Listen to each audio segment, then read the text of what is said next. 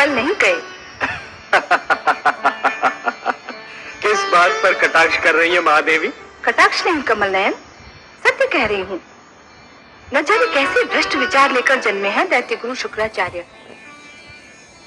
मोर्चे पर मोर्चे हारते जाते हैं पर अपनी विचारधारा नहीं बदलते। अब क्या कह दिया उन्होंने? उचित परामर्श न देने और अपने शिष्य को उचित पाठ न पढ़ाने की जैसे सौगंध ही खा रखी है उन्होंने। पौत्र विरोचन को उन्होंने ये परामर्श दे दिया कि यदि ऋषि वत्स की पुत्री दीपावली ने उसका प्रस्ताव स्वीकार न किया तो वो अपने अधिकारों का प्रयोग करे। महादेवी, कभी कभी तो मुझे लगता है कि स्वयं दैत्य गुरु शुक्राचार्य को यह ज्ञात नहीं होता कि वो क्या कह रहे हैं, क्योंकि उनके भीतर ज्ञान और क्रोध के बीच एक निरंतर युद्ध चलता रहता है। जब ज्ञान का पलड़ा भारी होता है तो उनके मुख से कविताओं के पुष्प झड़ते हैं, परंतु जब क्रोध का पलड़ा भारी होता है तो उसी मुख से अंगारे उगलने लगते हैं। पर उनका परामर्श तो उनके शिष्य को, मेरे पौत्र को तो भ्रष्ट कर सकता है। महादेवी, यदि ऐसा हुआ तो उसका सारा दोष विरोचन का ही होगा। गुरु ने तो परामर्श दे दिया, परंतु उसे मानना या ना मानना ये तो शिष्य का कार्य है। आपको तो ज्ञात है कि प्रहलाद के गुरुजन शंड और अमर्क ने भी उसे परामर्श दिया था कि वो हिरण्यकशिपु को ही ईश्वर माने। तब क्या हुआ? और प्रहलाद की बात और थी। वो मेरा पुत्र है, आपका भक्त है। महादेवी, हर व्यक्ति को अपने जीवन की परीक्षा स्वयं ही देनी होती है। विरोचन को भी देनी होगी। यदि विरोचन के मस्तिष्क में शुक्राचार्य के विचार हैं, तो उसकी रगों में भक्त प्रहलाद का रक्त भी तो है। यह निर्णय तो स्वयं विरोचन को ही करना होगा कि विचारों का प्रयोग कब करना चाहिए और कहां रक्त को अपना रंग दिखाना चाहिए। जानती हूँ कमल नयन, पर पौत्र विरोचन तो अभी युवा है और उसे जीवन का बहुत अनुभव भी नहीं है, और वो एक युवती से प्रेम करता है। ऐसे समय में तो उसे संयम और धैर्य का सुझाव देना चाहिए था। उन्होंने उसे शक्ति का प्रयोग करने का परामर्श क्यों दिया? महादेवी, दैत्य गुरु शुक्राचार्य की भाषा में शक्ति और बल का विशेष स्थान है, परंतु परीक्षा तो विरोचन की है।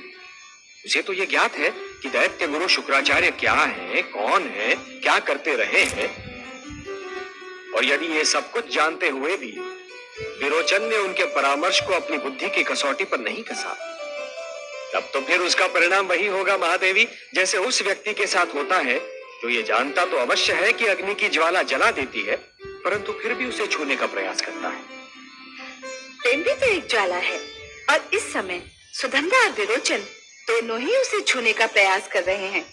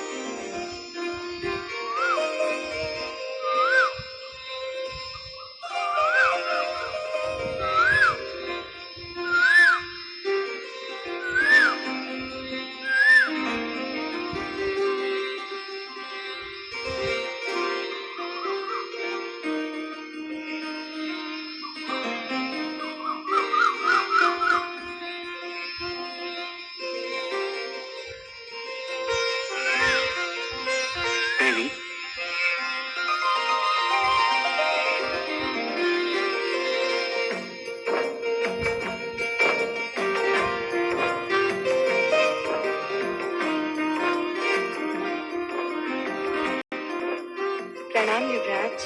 प्रणाम देवी। आश्चर्य हुआ? हाँ। मेरे समय आने पर? नहीं, इस संयोग पर कि बस एक क्षण पहले मुझे आपका ध्यान आया था और दूसरी क्षण आप स्वयं आ गए। तुम्हें तो मेरा ध्यान अभी आया था देवी। मैंने जिस घड़ी तुम्हें सबसे पहली बार देखा था, उस घड़ी से इस पल तक जब मैं तुम्हें फिर देख रहा हूं,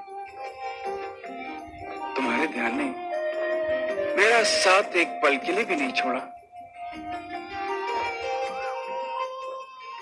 पधारिए युवराज, आपका स्वागत है। कैसे कष्ट किया?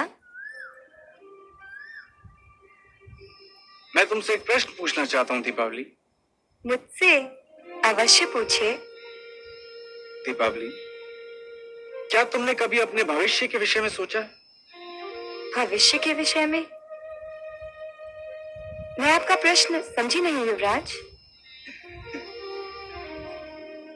क्या तुमने कभी नहीं सोचा कि तुम अपने जीवन के शेष वर्ष कैसे बिताओगी?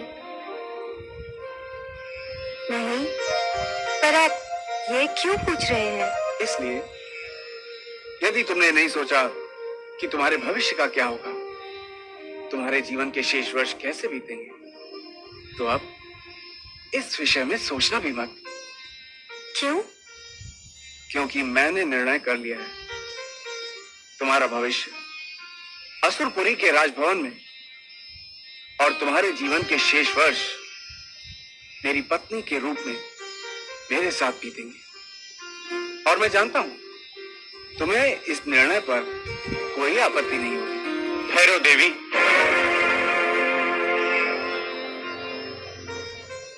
इससे पहले कि तुम युवराज विरोचन को कोई उत्तर दो, मैं ये कहना चाहता हूं कि तुम्हारे नेत्रों ने जो मेरे मन को संदेश दिया था, मैं उसका उत्तर लाया हूं। देवी, मैं तुमसे विवाह करना चाहता हूं। ऋषिपुत्र। दीपावली, मेरे राजभवन के द्वार तुम्हारे स्वागत की आस लगाए हुए हैं और मेरा ऋषि आश्रम तुम्हारे पैरों की चाप पर कान धरे हुए है। तुम्हारा क्या उत्तर है देवी? मेरी तो कुछ समझ में नहीं आ रहा, कुछ समझ में नहीं आ रहा। मैंने तो पहले ही कहा था, सूरज और दूजा चंद्रमा है। पर चुनना तो एक को ही होगा दीपावली, या सूर्य को या चंद्रमा को। जीवन के लिए सूर्य और चंद्रमा दोनों ही आवश्यक हैं। एक दिन का उजाला है और दूसरा रात्रि का। हे युवराज, आप महान सम्राट प्रहलाद के पुत्र हैं, तो हे ऋषिपुत्र, आप एक महान ऋषि की संतान। कोई ऐसा गुण नहीं जो आप दोनों में ना हो, और कोई ऐसा दोष भी नहीं जो आप दोनों में से केवल एक में हो। आप दोनों ही श्रेष्ठ हैं। मेरे मन में आप दोनों के लिए बहुत कोमल भावना है। मेरे लिए यह निर्णय लेना असंभव है कि मैं किसे स्वीकार करूं। परंतु निर्णय तो लेना ही होगा देवी। तुम नहीं लोगी तो कौन लेगा? पिताश्री, उनका परामर्श ही मेरा मार्गदर्शन कर सकता है। उन्होंने सदैव एक पिता से अधिक एक मित्र बनकर मुझे मार्ग दिखाया है। आप दोनों को उनके लौटने तक प्रतीक्षा करनी होगी। मैं प्रतीक्षा करूंगा। पर मैं प्रतीक्षा नहीं कर सकता देवी। क्यों युवराज? तुम्हारे पिताश्री एक ऋषि हैं दीपावली, और संयोग से सुधर्मा के पिताश्री भी एक ऋषि हैं। और मुझे भय है कि ऋषि होने के कारण तुम्हारे पिताश्री सुधर्मा का पक्षपात करेंगे। मैंने तुमसे प्रेम किया है दीपावली, और मैं अपने इस प्रेम को किसी भी स्थिति में खोना नहीं चाहूंगा। देवी, एक प्रेमी नहीं घमंडी युवराज बोल रहा है। तुम इसे कुछ भी समझ सकते हो सुधनवा, किंतु मैं आज दीपावली को अपने साथ ले जाने आया था, और मैं इन्हें अपने साथ ले जाकर ही रहूंगा। ये शक्ति और अधिकार का अनुचित उपयोग है। मैं इसे प्रेम प्रयास कहता हूं। तुम जो चाहे इसे नाम दे सकते हो। मैं देवी दीपावली को अपने साथ अपनी नगरी लेकर जाऊंगा। ये मेरे गुरु शुक्राचार्य के आश्रम में रहेंगे, जहां इन्हें सोचने का और निर्णय लेने का पर्याप्त समय मिलेगा। तुम अपने कार्य की कितनी भी सुंदर शब्दों में व्याख्या कर लो, किंतु ये बलपूर्वक अपहरण के अतिरिक्त और कुछ भी नहीं।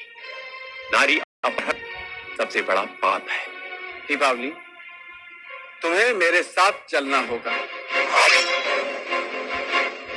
तुम चाहो तो मैं तुम्हारी रक्षा कर सकता हूं। नहीं ऋषिपुत्र, मैं अपने कारण दो महान व्यक्तियों के बीच हिंसा नहीं होने दूंगी।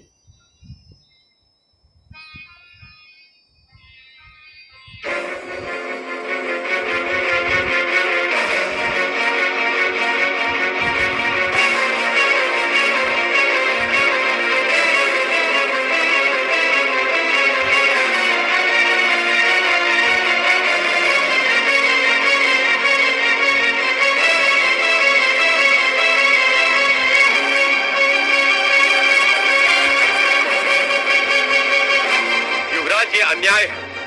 तुम अपनी राजशक्ति का प्रयोग कर रहे हो। अब मैं तुम्हें अपना तपोबल दिखाऊंगा। वही हुआ ना कमल नयन, जिसका मुझे भय था। दैत्य गुरु शुक्राचार्य की दी हुई अनुचित शिक्षा अपना रंग दिखा रही है। पौत्र विरोचन ने अपने प्रेम को जीतने के लिए अपने बल और अधिकारों का प्रयोग किया।